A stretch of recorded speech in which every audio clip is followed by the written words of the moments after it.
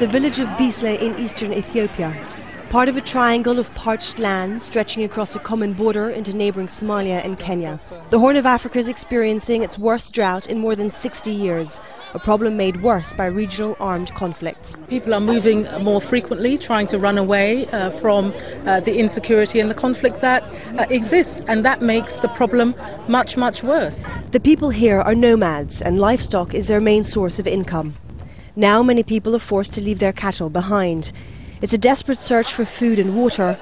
Many have died along the way. We desperately need more supplies, more money to purchase them, more qualified staff, more of everything really. And we don't have that much time. We really need to get things moving. This is the Dadaab refugee camp in eastern Kenya. Around 10,000 refugees arrive here every week, and the place is overflowing.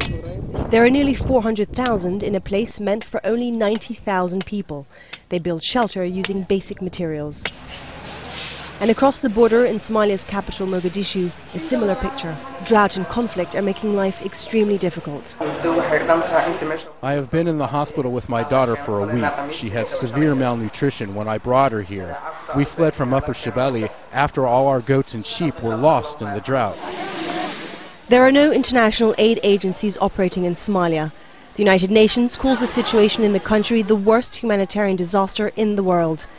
The whole region is now facing a crisis of enormous proportions.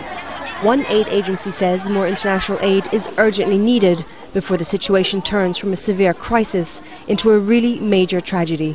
Stephanie Decker, Al Jazeera.